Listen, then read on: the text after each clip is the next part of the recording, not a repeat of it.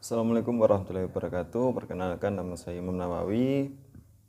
Saya mahasiswa program studi manajemen pendidikan Islam Fakultas Tarbiyah dan Keguruan UIN Sunan Ampel Surabaya. Di sini saya akan mempresentasikan mengenai tentang teknologi informasi, yaitu untuk memenuhi tugas UAS mata kuliah SAAP yang diampu oleh Bapak Muhammad Solah. Ya, yang pertama yaitu saya ingin menyampaikan tentang atau mengenai keunggulan prodi MPI. Sesuai apa yang saya rasakan ketika saya berkuliah di program studi manajemen pendidikan Islam, saya rasa itu linear dengan apa yang saya lakukan keseharian, yaitu mengenai organisasi.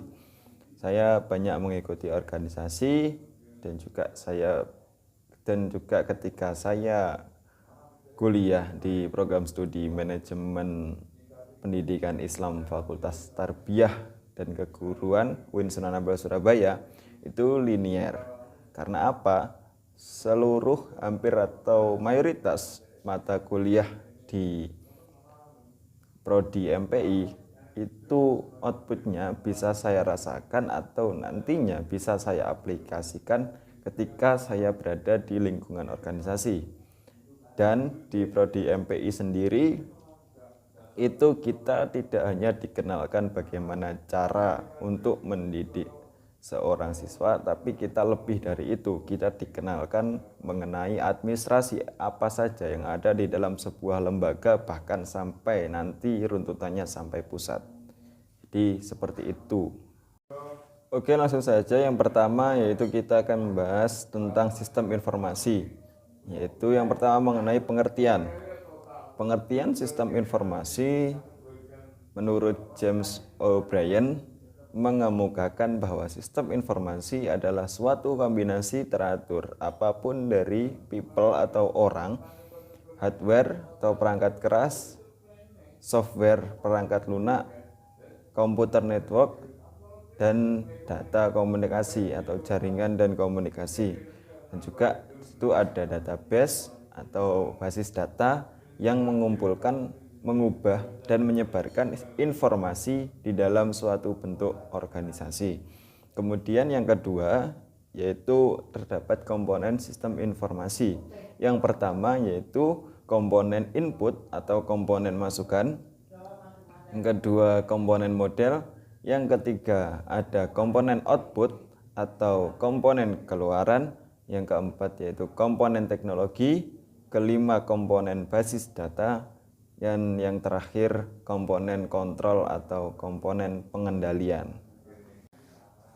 Nah, setelah kita membahas mengenai sistem informasi, kemudian kita akan membahas tentang sistem komputerisasi. Yang pertama yaitu mengenai pengertian. Sistem komputerisasi merupakan sebuah sistem elektronik untuk mengolah data secara cepat dan tepat serta dirancang dan diorganisasikan secara otomatis untuk menerima dan menyimpan, memproses, dan menghasilkan data atau informasi dengan hanya diawasi oleh satu program inti saja. Kemudian komponen sistem komputerisasi ada 3. Yang pertama yaitu hardware, software, brainware. Hardware adalah perangkat keras, kemudian software adalah perangkat lunak, dan juga brainware adalah user atau pengguna.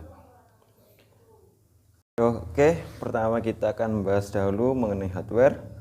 Hardware, perangkat keras atau hardware merupakan komponen dasar dalam sistem komputer dan merupakan komponen komputer yang berbentuk fisik.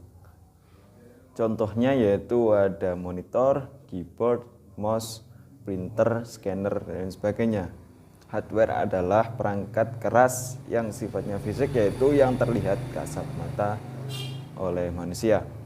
Ya, di hardware sendiri terbagi menjadi dua, yaitu perangkat input dan juga perangkat output. Perangkat input adalah perangkat yang sifatnya itu masukan. Contoh seperti mouse, keyboard. Kemudian perangkat output itu sifatnya keluaran. Contoh dari perangkat output yaitu ada printer, ada scanner, ada monitor. Oke, kemudian untuk yang kedua yaitu kita akan membahas mengenai software atau perangkat lunak.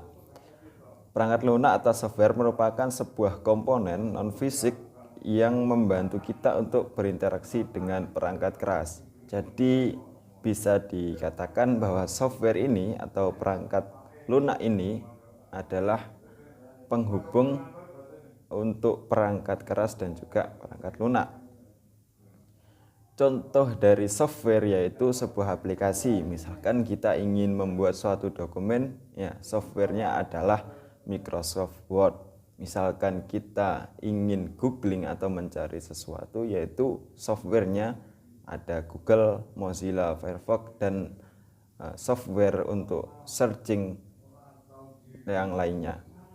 Selanjutnya yaitu kita membahas mengenai brainware. Brainware adalah sumber daya manusia yang terlibat dalam pembuatan atau dalam pengoperasian sistem komputer sehingga bisa memanfaatkan data yang telah diolah dalam sistem komputer. Jadi maksud dari brainware itu sendiri adalah suatu pengguna komputer.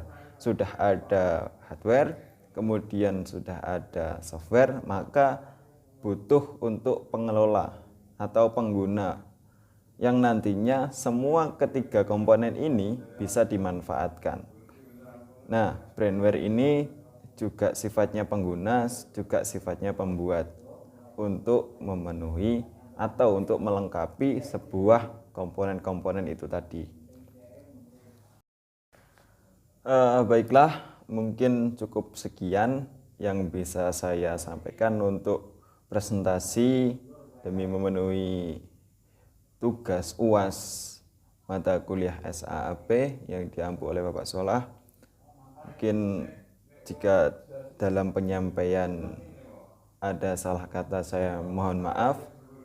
Mungkin cukup sekian dari saya. Wallahul muwaffiq ila aqwamit thoriq. Wassalamualaikum warahmatullahi wabarakatuh.